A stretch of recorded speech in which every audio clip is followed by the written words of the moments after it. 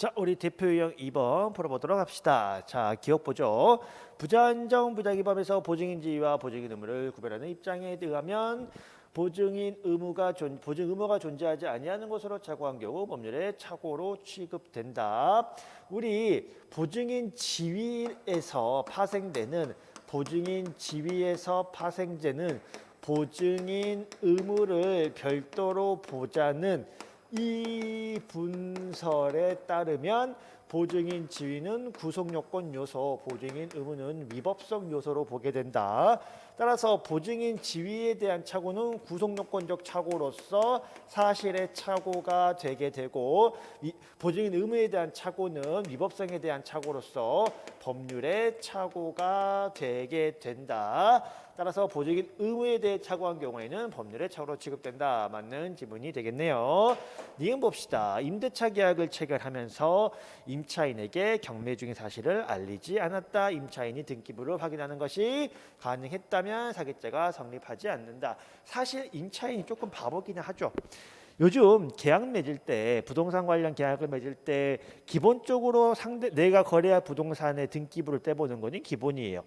해서 만약에 임차인이 임대차 계약을 체결을 하는데 등기부를 떼봐가지고 이 경매 중인 게 등기부에다 뜨거든요. 그러면 내가 임대인하고 계약을 했지만 그 건물이 경락으로 넘어가 버리면 주인이 바뀌어버리고 나는 그 바뀐 주인한테 새롭게 내 임대차 계약을 주장을 못해요. 그러면 이게 임차인 입장에서 임대인하고 계약은 체결했지만 경매로 넘어가 버리면 사실상 그 계약이 효력이 없어져 버리는 거거든. 그럼 이게 기본적으로 임차인 사기가 되는데, 이때 임차인이 등기부를 네가 띄봤으면 경매주인 거 알았을 텐데 이건 네 잘못이다라고 할 수 있겠느냐. 임차인이 등기부를 떼보지 않은 것은 다소 미흡하기는 했지만 그렇다고 그게 임차인 잘못은 아니다. 임대인이 경매중인 목적물을 알려주고 만약에 고지를 했으면 임차인이 그거를 거래하지 않았을 것이다. 그러면 임대인이 알려줄 의무가 있음에도 불구하고 알려주지 않은 경우에 임대인에게 부작위에 의한 사기죄를 긍정한다라고 보기 때문에 성립하지 않는다. 틀린 지문이 될 것이고, 디귿 봅시다. 진정부작위범, 부진정부작위범 모두 자기 의무가 법적으로 인정되더라도 자기 의무를 이행하는 것이 사실상 불가능한 상황이었다. 여러분, 어느 교재를 보시든 부진정 부작위범 들어가기 전에 부작위범에 대한 공통의 요건으로 일반적인 행위 가능성을 요구하고 있다. 자, 집합명령 불응죄라고 하는 우리 형법상 진정 부작위범이 있습니다. 내가 휴가를 받고 내가 교도소에 있다가 가끔 부모님 돌아가셔가지고 잠깐 휴가를 얻어가지고 3일 동안 부모님 장을 지내고 교도소로 복귀를 해야 되는데 그날 태풍이 너무 많이 와가지고 서울로 내가 있는 교도소로 갈 수 있는 모든 교통수단이 끊겨버렸다. 그랬을 때는 내가 교도소로 복귀하지 않은 것은 진정한 의미의 부작위범이거든요. 내가 복귀를 해야 되는데 가만히 있었으니까. 근데 내가 가고 싶어도 아예 갈 수 있는 일반적인 가능성이 없어져 버렸다. 그럴 경우에는 진정부작위범, 부진정부작위범 모두 일반적 행위 가능성이 없었다면은 부작위범이 성립하지 않는다라고 보고 있기 때문에 이거 이제 맞는 지문이 되겠고요. 자, 리을하고 미음 봅시다. 부진정 부작위범의 요건으로 행위정형의 동가치성을 요구하는 것은 형사처벌에 확장하는 기능을 한다. 요건이 많을수록 성립은 까다롭습니다. 요건이 많을수록 성립은 까다롭다. 우리 부진정 부작위범의 성립을 논함에 있어 만약에 자기 의무만 있어도 부진정 부작위범이 성립한다라고 봐버리면은 훨씬 부진정 부작위범 성립이 많아질 텐데 추가로 행위정형의 동가치성까지 요구하기 때문에 이거 범죄 성립은 더 어려워졌죠.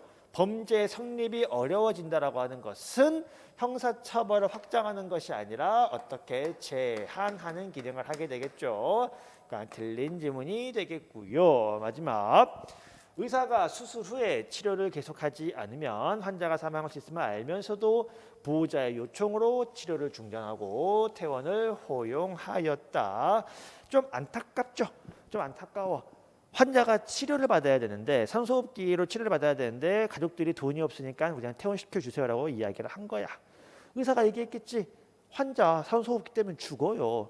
돈 없어요. 퇴원시켜 주세요. 죽어요. 퇴원시켜 주세요. 의사가 나 몰라요 라고 의사가 호흡기를 뗐다.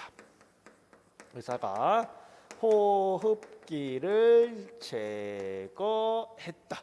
이렇게 호흡기를 제거해버리는 거는 여러분 뭐예요? 작위로 호흡기를 제거를 했고 가족은 그거를 그냥 지켜보죠. 지켜봤다는 것은 그냥 가만히 지켜본 거는 부작위를 한 거죠. 그런 바람에 피해자가 사망에 이르게 되었다. 이때 의사와 가족의 죄책을 물어보는 건데 보통은 무언가를 적극적으로 자기를 하는 사람이 그 범행을 지배하고 있는 경우가 많기는 합니다. 그러나 이 사안은 조금 어때요? 호흡기를 제거한 것은 의사이긴 하지만 사실상 이 범행을 지배하고 있는 것은 가족이라고 봐야죠. 따라서 이 사건에서 우리 판례는 이 가족에게 부작위에 의한 살인죄의 정범을 인정을 했고요. 의사는 비록 자기는 했지만 이 범행을 지배하고 있다고 보기는 어려워. 자기에 의한 살인죄의 종범을 인정했던 판례다.